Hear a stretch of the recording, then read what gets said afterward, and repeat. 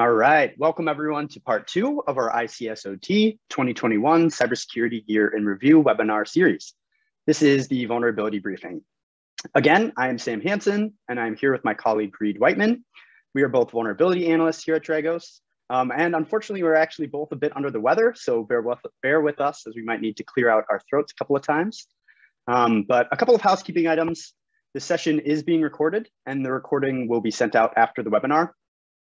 Your mics have been muted, but we still want you to interact with us. So please use the Q&A to submit any questions you may have, and we'll try to answer them as we go. All right, so let's get started.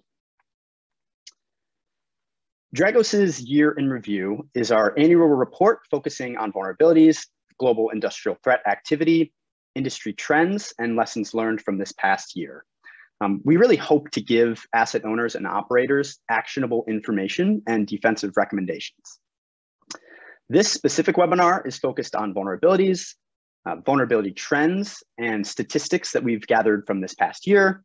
We'll be comparing them to the previous years, and hopefully you'll walk away with some actionable intelligence and some recommendations for vendors about how they can improve their security advisories, and et cetera. So it's our 5th year running, and please tune into Lessons Learned from the Front Lines on March 31st at 1 p.m. Eastern. I'll pass off to Reed to talk a little bit about where this all started. Yeah, so I joined Dragos like 4 years ago, and I always find this year in review kind of amusing because 4 years ago, we were publishing our Worldview weekly newsletter, and folks were subscribed to it, and we were really manually putting vulnerability information into our weekly report.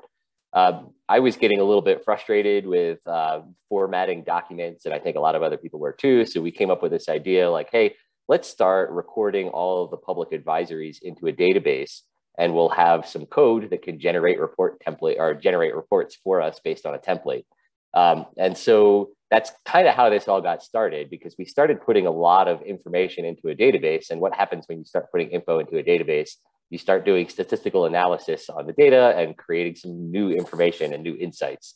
So that's kind of where things started. And it's kind of funny that like now we look internally to our massive vulnerability database as like a really cool project on its own. And really it was developed to fit a very particular niche need.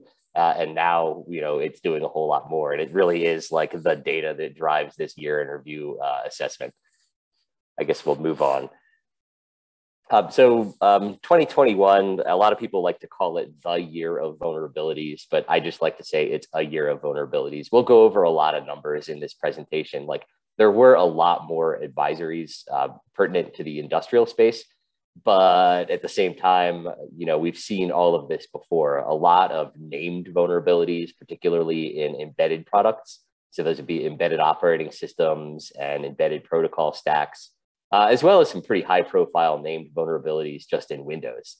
And I think Sam's actually going to be talking a little bit about some of those, and like Log4j and PrintNightmare being Windows and Linux operating system bugs or that impact systems that run those operating systems. But I guess, I look at all of these named vulnerabilities that come out throughout the year, especially that go after embedded operating systems. And I always like to take them with a grain of salt. Like from a technical point of view, I love all of them. Like they are amazing research. They are amazing technical bugs. From an actual usefulness to attackers' point of view, I tend to view them as like not as interesting because it takes a lot of research and development effort to develop like working exploits for most of these bugs that are on this list. But we'll just leave it at that for now. We'll go into specific numbers and details as the webinar progresses. Yeah, and just to kind of play off that a bit, like there were some seriously severe vulnerabilities like Log4j and PrintNightmare, which I'll go into in depth in a bit, but and there were a lot of less severe vulnerabilities that still gathered significant media attention. And so a lot of these demonstrate kind of the worst case possible, sometimes even unrealistic configurations that are required for successful exploitation, or they showcase a vulnerability and its potential impact, but neglect the fact that it's insecure by design, for instance. So in other words, the same effect can be achieved without complex exploits that require, tedious research. But this can make it really hard in the eyes of an asset owner and operator kind of with that rate of hyped vulnerabilities ever increasing, how do defenders know what vulnerabilities really need to be mitigated and remediated in a timely fashion? It can be a very difficult issue. So that being said, let's dive into a couple of the more severe vulnerabilities. So everyone loves some free intel. So on that note, let's talk about Log4j. So on December 9th, Apache released information on a remote code execution vulnerability. That one was CVE 2021-44228 in the Log4j Java logging library. So this is an extremely common logging library used by millions of systems and applications throughout various industries. This specific vulnerability had a CVS score of 10.0, and it allowed for an adversary to supply a malicious payload containing an address to an adversary-controlled remote server, forcing the JNDI, which is fancy for Java Naming Directory Interface, to make a request to the server and download a malicious Java class file. That class file would then be executed, giving the adversary remote code execution. So Apache put out a patch to address this issue in version, I think it was 2.15.0, but researchers were not done yet. They're a stubborn bunch. So 5 days later, a second vulnerability was announced, CVE 2021-45046. Initially, this was thought to be solely a denial of service vulnerability. It was pretty similar to the original vulnerability. Essentially, the 2.15.0 patch was incomplete, and this new vulnerability kind of took advantage of that. But it allowed for RCE, remote code execution, in non-default conditions. So while as severe as the original vulnerability, it was less likely that any given system was vulnerable. 3 days after that, a third vulnerability was announced, CVE 2021-45105. This vulnerability was a denial of service via uncontrolled recursion that resulted in a Stack Overflow error and a termination of the process. So upon initial disclosure, there was a lot of back and forth between researchers and Apache. Updates were pushed out, but then researchers would find a workaround and more updates and more workarounds. So it was a bit of a mess in the eyes of a defender to kind of respond to all of that in a timely fashion. Not to mention, it was non-trivial to even know if a specific software stack actually contained Log4j. So it was pretty problematic. Not to mention, it was determined that OPC UA Java Legacy was vulnerable to Log4j, depending on the implementation. So this is a software SDK used by various industrial vendors for OPC UA and web server applications. And Dragos assessed with high confidence that because Log4j is the de facto standard for logging in Java, there are many like SCADA and energy management systems which make use of Java in their code base, this vulnerability would impact operational technology networks as well as IT. So, while a simple vulnerability in nature, it had pretty severe consequences. The widespreadedness, I guess, of Log4j and the ease of exploitation makes it very attractive for threat actors. Unfortunately, several proof of concepts exist. They were nicknamed Log4Shell, and active exploitation has been seen. So there were several tools for defenders out there to identify whether a server is vulnerable, such as the website canarytokens.org. That was a great one to test whether you're vulnerable. You should look into that a bit more, as you don't want to just like randomly test systems that you're not familiar with. But LunaSec also has a scanner tool available on GitHub that I'd recommend checking out. And of course, obviously upgrading to a patched version, which I think at this point is 2.17.1, is ideal, but it's not always possible in industrial environments. There are several mitigation efforts that can be taken, such as enabling the format message no lookup flag, or utilizing some of the hot patches that are out there that don't require system downtime. So I'd highly recommend, though, reading LunaSec's blog for a detailed mitigation write-up. They did a great job. So that's a little bit about Log4j. Let's now dive into PrintNightmare.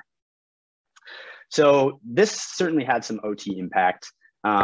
The CVE was CVE 2021-34527, so nicknamed PrintNightmare, of course. And it's a remote code execution vulnerability in Microsoft's print spooler service. Unfortunately, this service is enabled by default, allowing adversaries to gain system-level access as long as the Windows machine can be reached from the network.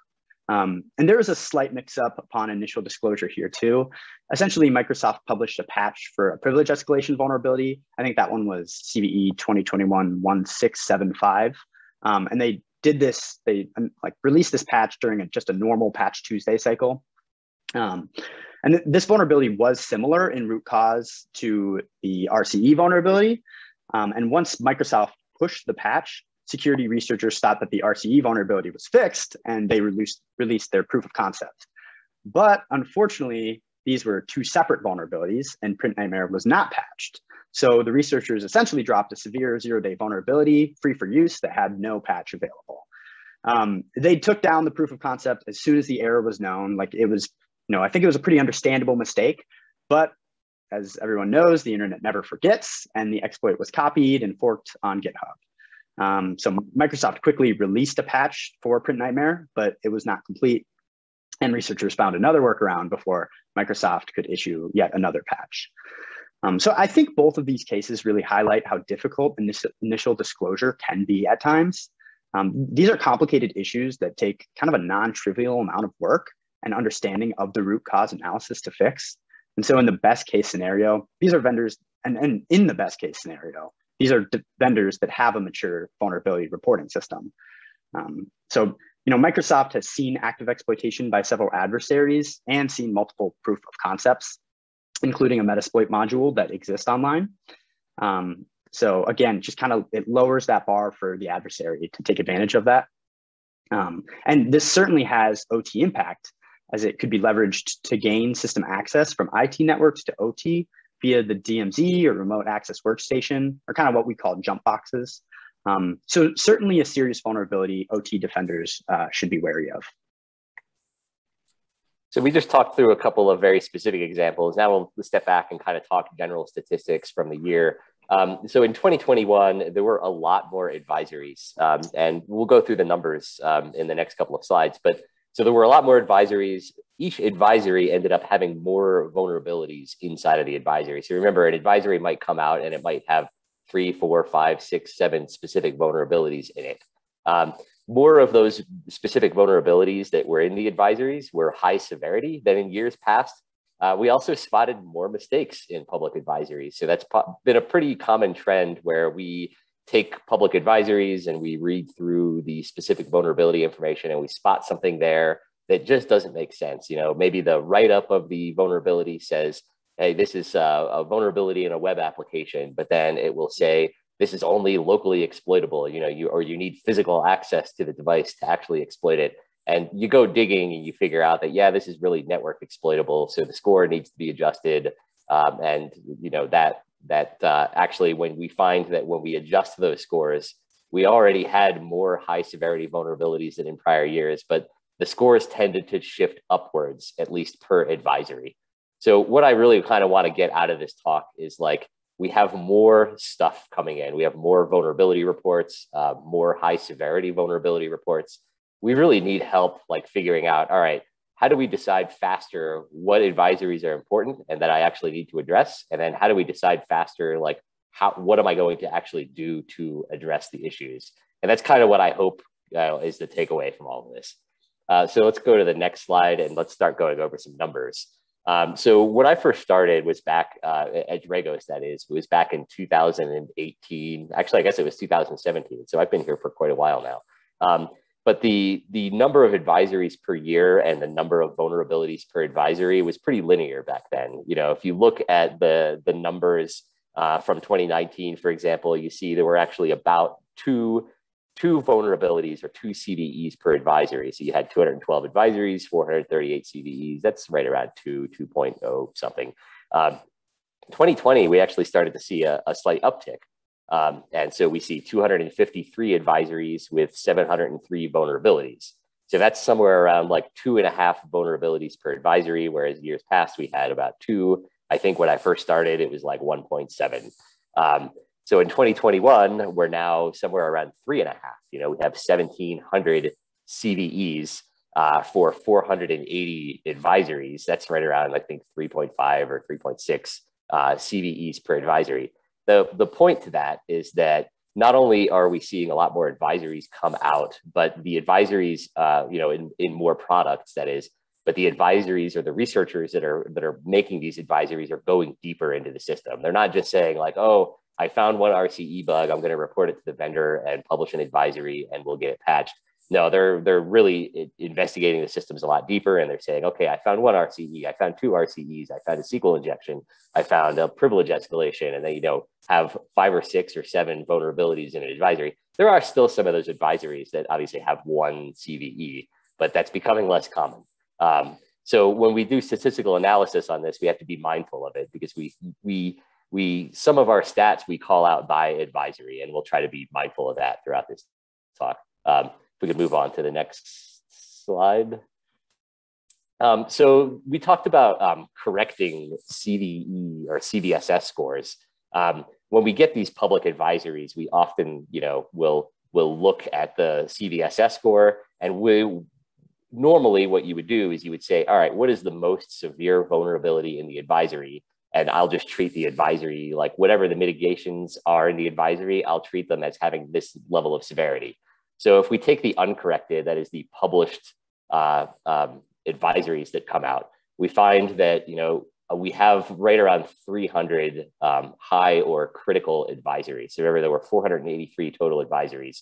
About 300 of them were high or critical severity advisories. Basically, they contained at least one high or critical vulnerability inside of the advisory. And when we correct the advisories, that number gets even worse. The circle on the right is the corrected advisories. That's after we go through and fix up the CVSS scores for all the vulnerabilities. We rescore all the advisories and re-say, what the severity of the whole advisory is. And remember, some CVEs in a given advisory will move up, some will move down. But if any of them moved up and bumped the whole advisory up to being more high severity advisory, then it ends up being in the higher critical range. So we see when we correct the advisories, we have right around 400 high or critical advisories for the year.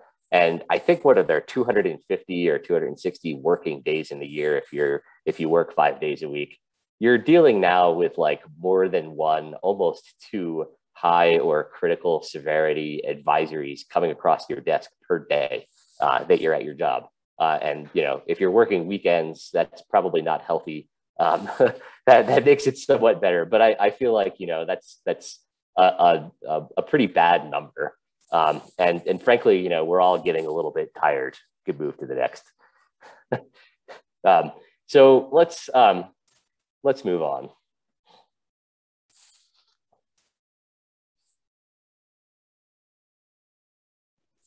Yeah, so I want to now take a look at where vulnerabilities reside to see if we can find a more practical and more reasonable methods of reducing risk. So here's a breakdown of public vulnerabilities in their Purdue levels. So 23% in level 3.5, 4, and 5. These are often thought of as remote access software, industrial VPN appliances, data historians, firewalls, etc. Really, these are assets that are bordering the enterprise or the internet and are potentially publicly exposed. A large fraction, 56%, are in level 2 and 3. This is where a lot of industrial software, primarily running on Windows, can be found and is thought of as kind of the control and operations level. So think, HMIs and SCADA software, et cetera. 21% are in level 0 and 1. So these are field devices, sensors, programmable logic controllers, intelligent electronic devices, remote terminal units, et cetera. So now remember that this is a graph showcasing bugs found in systems researchers chose to look at, right? So for instance, level 2 and level 3 is likely so high due to the ease of finding bugs in Windows software. The barrier of entry for vulnerability research is significantly lower when they just need to download some software as opposed to obtaining the actual device and pulling the firmware. So looking at this graph a bit more in depth, if you think about it, 77% of these public vulnerabilities impact arguably the most crucial aspect of operations. That's assets in level 0 through 3. This is often thought of as being deep within the ICS network. And as a defender, segmenting these assets off and minimizing their exposure so they are not directly accessible from the internet or enterprise introduces a security control for 3/4 of the vulnerabilities. That's a pretty significant reduction in risk to the most kind of crucial aspects of your systems. I think it can't be understated. Building a defensible network architecture can really have a significant impact as a defender. So let's take a look at how to do better prioritization. This is kind of the use of the word AI to mean actual intelligence is courtesy of James Smith. He's one of our systems guys here at Dragos. But first, we take the advisory and we kind of take a look at where we expect it to reside in a well-segmented network, what I like to call like a minimum defensible architecture. That's what Sam's talking about, where we say, all right, if it's a product that we expect to be in Purdue level 0 through 3, this is something that we would expect to see fairly well segmented off from enterprise and especially from the internet. We combine that with what we expect the actual industrial impact to be. And we flag that in our reports where we say, you know, whether or not we would anticipate a vulnerability causing a loss of view or a loss of control. The two are really tightly tied. And I want to emphasize the fact that we're talking about direct impacts here. So a vulnerability in a piece of engineering workstation software, I would not classify as something that's going to have an immediate loss of view or loss of control, because, you know, an attacker maybe can use a vulnerability like that to get onto an engineering workstation, but they actually need to take some additional steps in order to cause an impact to the process. What I tend to think of as the things that cause loss of view and loss of control are HMI systems. Hopefully that's somewhat obvious, because, you know, if we can deny service to an HMI or get arbitrary code execution on an HMI, we are affecting how the operator sees the process. But we also flag items that are the actual industrial process controllers as having this impact. So that would include PLCs and RTUs. But wait, there's more. There's also, you know, industrial network equipment, especially if it's marketed towards kind of shop or plant floor use. And what I mean by that are like industrial network switches, industrial network routers, or industrial firewalls. Those are things that I would also anticipate having loss of view and loss of control. And so they get those check marks in the reporting. But these are the stats, right? So actually the majority, almost 2/3 of vulnerabilities don't result in a loss of view or loss of control. And if we went back to Sam's slide and looked at the breakdown, I think a lot of the reason for that is because there are so many engineering workstation applications that are bundled up in that level 2 and level 3. And I don't remember, Sam, if you remember off the top of your head, what percentage was like engineering workstation software from? I don't remember the specific number, but it was shockingly high. Yeah, it was a lot. And a lot of that comes through organizations like Zero Day Initiative. Like researchers will grab a piece of engineering workstation software, they'll find a whole bunch of file format vulnerabilities, maybe some network exploitable vulnerabilities, and, you know, basically find a bunch of bugs, and then an advisory will come out. But again, none of those have an immediate impact on operations. They are more like a mechanism that an attacker might use to pivot and persist within your network. So I guess we'll go another slide up. Yep. So this was, I think, Sam, you're going to talk about this, right? So this is kind of a look at some corrections in some of the actual impact ratings on an advisory. That's right. So I'd like to showcase kind of a specific advisory that contains actionable information for defenders, and, you know, how they'd kind of use that to, you know, really reduce their risk. So first of all, there's specific ports mentioned in this advisory. With port information provided, defenders can, you know, restrict access to only allow systems that require it to communicate. Separately, there's guidance on how to enable remote logging, which is crucial for investigation. And there's also information guiding defenders on what malicious activity to look for. CVS scores are corrected, increasing the severity of the vulnerability from an 8.0 to an 8.8. And we also note whether this has industrial impact, specifically whether this leads to operational loss of view or loss of control. So, you know, CVSS really misses the mark on OT. It does not factor in loss of view and loss of control. And I think this environmental context is crucial for an asset owner and operator working in the industrial space. And of course, you know, with this advisory, patching information is provided, but again, we know patching can require system downtime, and that is oftentimes not acceptable in the industrial space.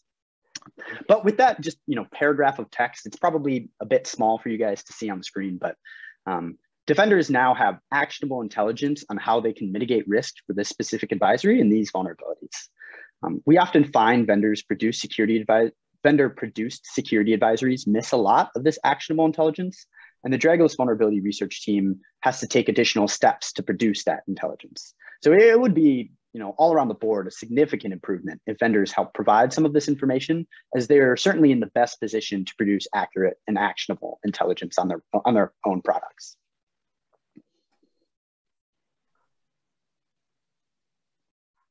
So let's talk about taking action. We've talked about, taking action based on CVSS severity and how kind of bad it is, since, it's like, all right, cool, I've got 400 advisories that are high severity or critical severity that I've got to deal with. But when we take the steps that we just outlined, which is like, all right, let's assume for a moment we have a minimum defensible architecture. Let's take a look at what the actual industrial impact of this bug is, and let's correct the CVSS so we really actually understand what the bug is doing. We find that we get just around 4% of advisories that really require immediate remediation. So in the year 2021, that was only 20 advisories that we flagged as like, hey, this is really, really, really important, and you really need to like drop things and fix this now.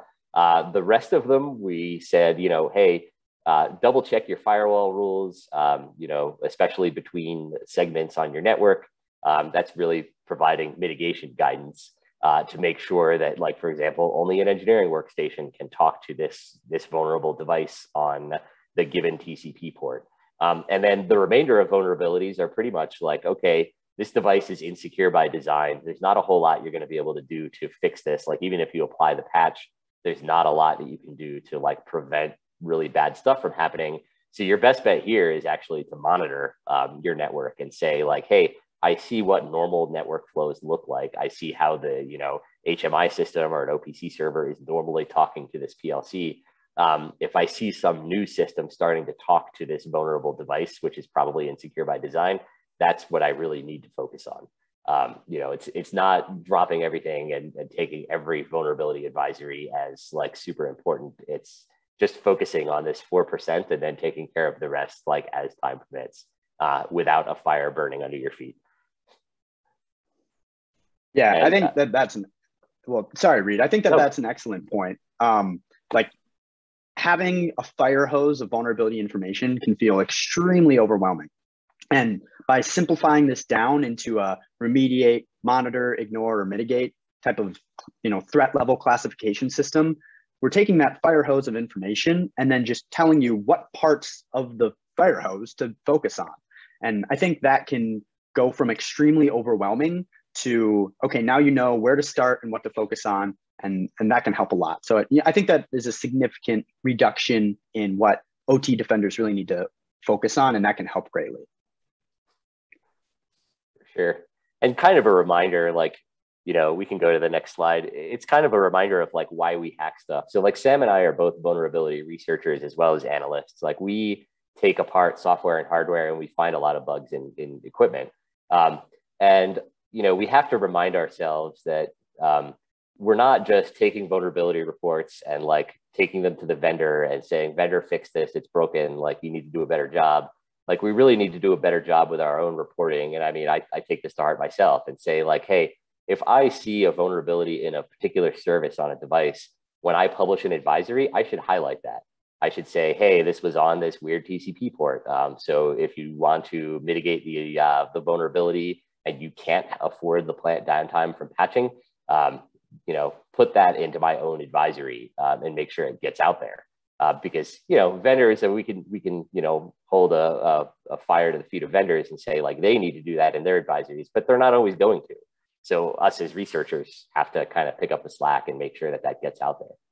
And this kind of goes back to what Sam was talking about earlier too, is that a lot of researchers tend to overhype their vulnerabilities, where they'll say like, hey, I could take this piece of industrial hardware and start a fire with it. And it's like, well, if you actually read how the vulnerability works, it really requires maybe a non-standard configuration, and it would require a whole bunch of other like poor engineering design decisions to have that kind of an impact. So, trying not to get too high on the hype bandwagon is really important because you're making everybody's lives miserable, frankly. So, yeah.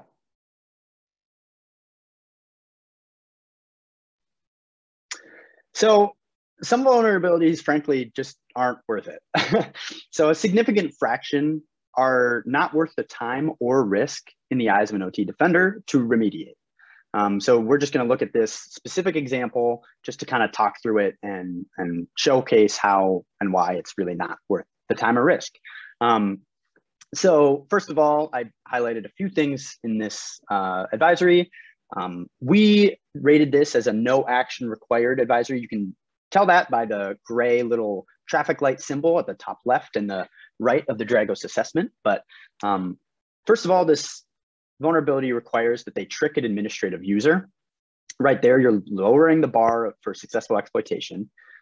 There's no public proof of concept that exists. There's no active exploitation that we've seen. And most importantly, there's no operational impact.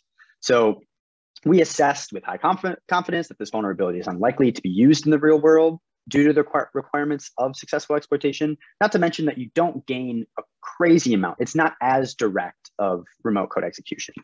And the CVS score is certainly arguable, and I think Reed has some thoughts there. It really focuses on kind of the adversary or the attacker's perspective, and depending on how you actually utilize this vulnerability and how you leverage it, you'll have different CVS scores. Yeah, to piggyback on that, like I've had this statement before, but like CVSS is called the common vulnerability scoring system, and it's not, a lot of times it's not actually a vulnerability score. It's actually an exploit score, and this is a prime example of that, right? Because this is a vulnerability, and the actual vulnerability is like this software will apply updates, and those updates, it does not verify that the update was digitally signed by the vendor. And there are a couple of different ways to actually exploit this vulnerability. One is I could be a malicious insider, right? I have admin rights on that machine. I'm disgruntled, and I decide that like I hate this place. I'm going to install my own special software package that will shut the plant down in 3 months, and I will be off on vacation when that happens. That's one exploitation avenue, and that would actually have things like privileges required high. It would be a local exploit because I'd be logging onto the workstation. But there's another attack avenue here, and it would be if an attacker was sitting on your network already, they had network access to some systems, and they were able to do some sort of man-in-the-middle attack against your engineer, and your engineer is an unwitting accomplice in this. They just go, okay, I'm going to go download this software. Turns out the attacker has hijacked that connection, given them a malicious software package instead of the legitimate one. And then the operator or engineer goes over and applies that update to the system. That is actually a network exploit. It does require high attack complexity, but it doesn't require that the attacker have any special privileges.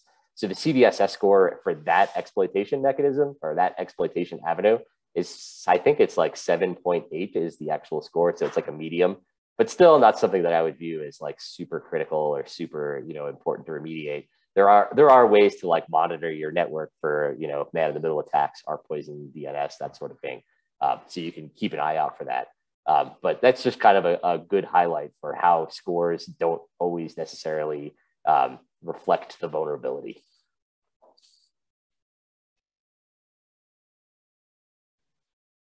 All right, so I wanted to kind of talk about some of the corrections that we are having to make in vendor-produced security advisories. And I don't want to be too mean to vendors. Like, they have a lot on their plate, and frankly, security often isn't really a profitable aspect of their business.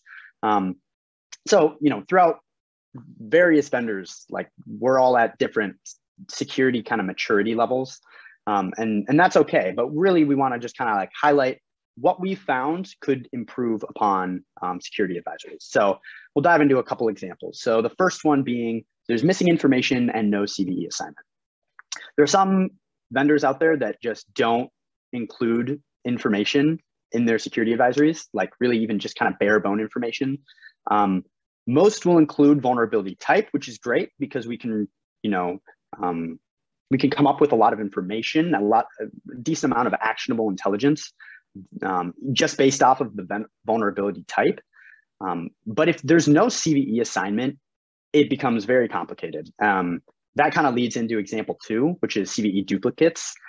we find, I wouldn't say like incredibly often, but certainly occasionally we'll find CVE duplicates, and that's just the ones we spot. There are no doubt tons of duplicates out there that we've not spotted, where just happens that there are these CVE mix-ups where, you know, there's two CVEs for this exact same issue.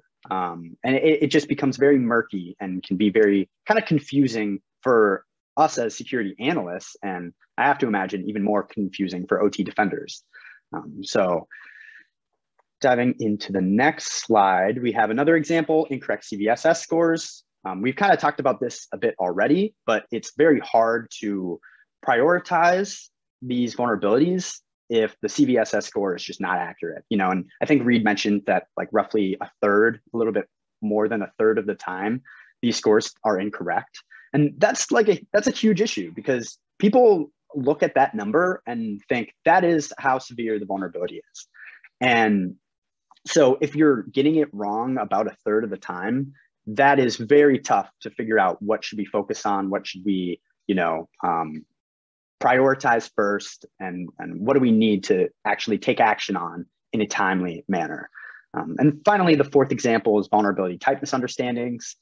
We often see those, and that's a problem because, again, like I said in the previous slide, we can deduce a lot of actionable intelligence from these vulnerability types. And so if they're just incorrect to start with, it takes a lot of work on our end to figure that out and then produce actionable intelligence for defenders that they can actually use. So we find, you know, in all four examples, we find these, you know, occasionally in security advisories, and overall it's like kind of combining all of them. It does happen pretty frequently. So these are just aspects that hopefully vendors and security researchers, because it is on security researchers to help find these and correct these. Hopefully this just at least makes it a little bit more clear of what parts of the security advisory we can focus on. And kind of a final thing, there's been a lot of talk among vendors and kind of platform maintainers like us about automating more. And one of the things that really is required for automating vulnerability assignment is to have good asset identification that shares some commonality. And so there's actually a solution to this problem already, but the solution is sort of messed up. It's called CPE, or the Common Platform Enumeration. And it's a standard that defines hardware and software and operating system versions. And what it's meant to do is it's meant to provide a nice way for a computer to match a vulnerability to an asset on a network. But we actually have three examples here that kind of tell the story of CPE in a way that is hard to express without the example. We actually have three different CPE strings for the same piece of equipment. These came from three different advisories. And again, it's not to pick on the vendor here. These CPE strings, I believe, are defined by NIST or maybe the vendor. It depends on the circumstances. But in this case, the top advisory are the CPE strings for an S7 1200. In other words, a vulnerability that came out for these products in 2014. The bottom left is the CPE strings for the same piece of equipment in 2017, and the bottom right are the CPE strings for the same piece of equipment in 2021. So we see that they define the upper part of each of the strings is the operating system. So they say CPE : 2.3:0. So they say it's a Siemens operating system. Or that's the vendor, and then the actual specific operating system is Sematic_S7_1200_CPU_firmware. In the bottom left, it's Sematic_S7-1200, and they don't have the word CPU in there. And at the bottom right, it's, you know, Sematic_S7-1200 with CPU as part of the string. And what ends up happening here is that people that make like asset inventory management and vulnerability tracking software end up having to write some real crummy code to normalize all of this. We were actually on the phone call. My boss, Kate, and I were on a phone call with a vendor last week, and we were talking about CPE strings, and she pulled out this 30-line long regular expression that she uses for normalizing their CPE data. And so, I think a lot of vendors, we have asset inventory management and vulnerability tracking in our platform, but there are a lot of other vendors that do too. We're all having to solve this problem, and it's the same problem that we're all having to solve over and over again. And we're doing it in clunky ways, like, using regular expressions to kind of normalize this stuff. And it would be great if we could like all put our heads together and say like, hey, we're going to agree that this is going to be the string and this is what it's going to be moving forward, because that will make everybody's lives a lot easier. I've talked to shops that have their own asset inventory management and vulnerability tracking, and they're doing this too, except they're doing it like maybe in Excel or something like that, but they're still having to normalize all this data. So it's something that we really need to see fixed, and it's not something that I could do a statistical analysis of, but it's just something that I want to throw out there.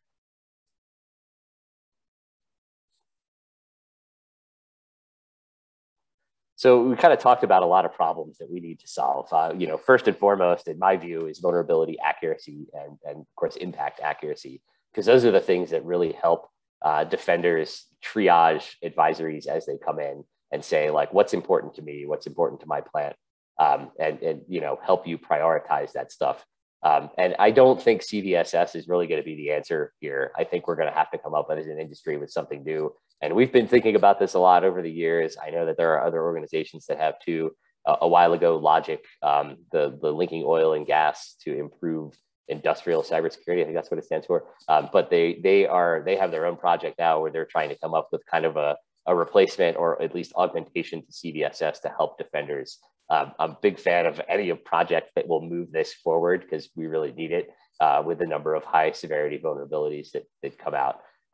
And as far as like helping people to respond faster, so like those first three are really like the triaging and prioritization problem. Getting responses quicker, you really need to publish advisories with that alternate mitigation advice. Spell out what ports the vulnerability is present on so that we can make sure it's blocked at perimeter firewalls and whatnot. And finally, that last thing that I just brought up about machine ingestible formats and kind of trying to normalize that data, it's really something that I want to see us all work on. And with that, I think we're going to turn it over to like Q&A, right? I see we have a couple of questions in here already. Yeah. Let's see. One I see is, how can you get the CPE strings normalized across industry? Is there a group or groups to put pressure on? So yeah, I'm not too familiar with an overarching organization that could take control of this CPE normalizing problem.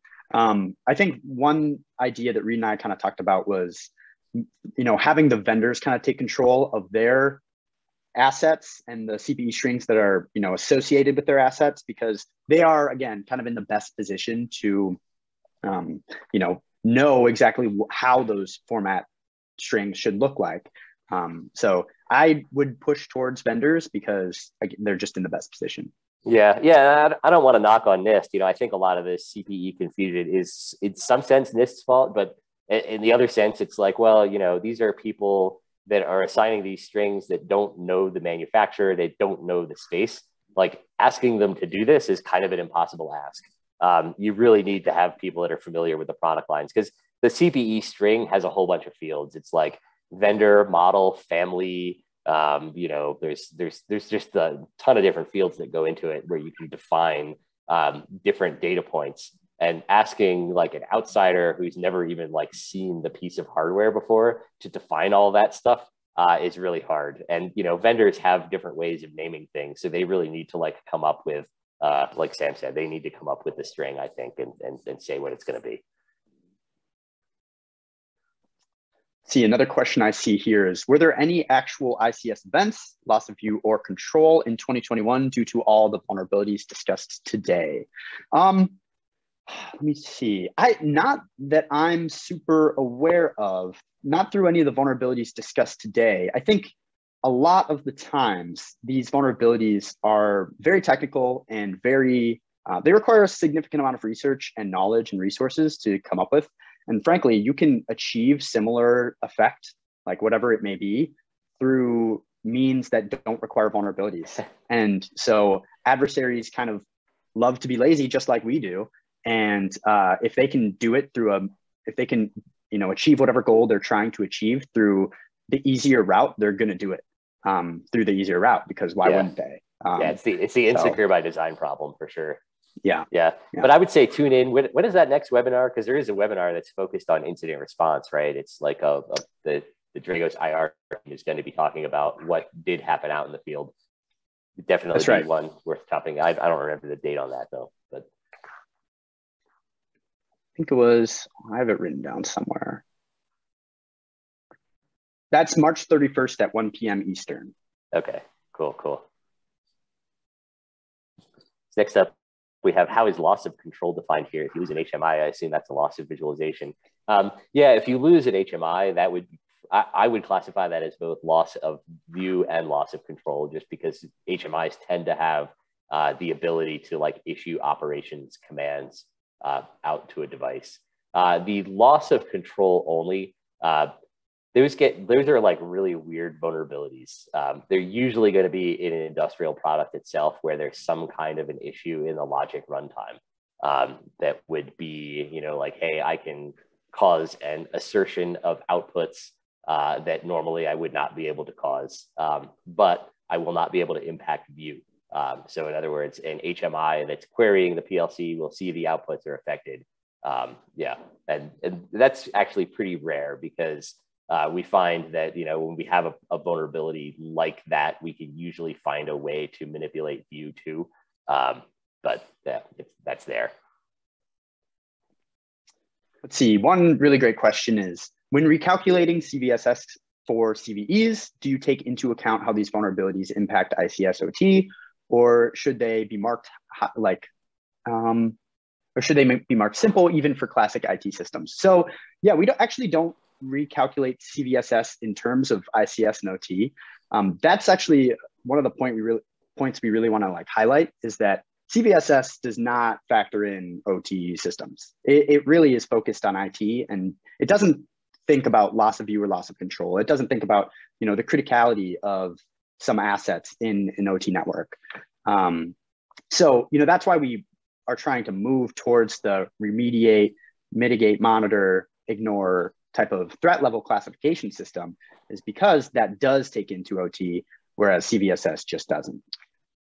And kind of a related thing to that, you know, CVSS does have this environmental factor adjustment that you can apply. And we've been playing around with that, but frankly, it's not very good. I think, you know, when we talk about kind of the Purdue model or minimum defensive architecture or whatever we're calling it, where we say like, we're going to segment basically Purdue levels 0 through 3 off from the enterprise network.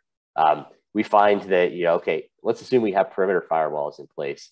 The average reduction for a vulnerability is 0.3 for the CVS Score. Meaning like if you've applied those kind of perimeter protections in place, your typical 9.8 severity vulnerability will drop to a 9.5. It'll still be critical, you know, and same with a lot of the high stuff. So you'll have a little bit of reduction in the number of like high and critical severity vulnerabilities if you apply that environmental score, but not very much. And in my view, not enough. The other thing that often gets applied as far as environmental scores is something like attack complexity, where you would say like, I have implemented host-based firewalls where I have defined, for example, a group policy that says, these are my engineering workstations, these are my PLCs, the engineering workstations are allowed to talk to the PLCs, or the engineering workstation is allowed to talk to the HMI system to update the HMI logic. Those, you know, first of all, I've never seen anybody actually implement that. And second of all, it also doesn't have a very big reduction on CVSS severity. I think it normally reduces scores by about 1.4. I mean, that's probably better because then you're taking, you know, your 90 critical advisories and they're becoming probably 90 high severity advisories with no criticals. But you still have a lot of advisories to deal with. So I much prefer kind of taking the Purdue approach where it's like, all right, let's assume, you know, somebody has a good perimeter protection in place, and let's take a look at the actual industrial impact. And then we'll decide whether this thing is really important or not. Another question, are there any vulnerability dashboards in Dragos that will provide the monitor, remediate, et cetera information? Yes, we actually do have, that's part of our platform here, and it'll identify assets and then identify what potential vulnerabilities, you know, impact that asset. And it does provide that monitor, remediate information. directly. So.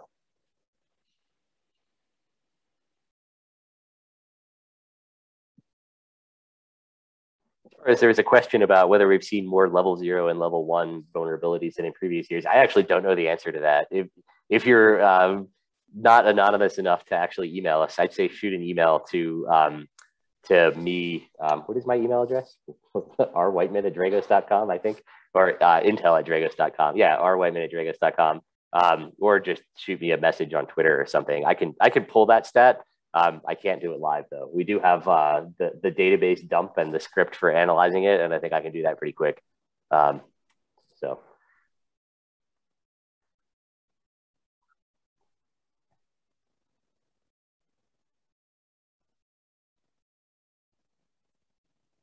Is the threat intel available without the Dragos platform? Yes, it is. Yeah, you could buy just our vulnerability and kind of news threat intel report feed without buying platform. No biggie, I'd say. Yeah, that information is part of our worldview services. Yeah.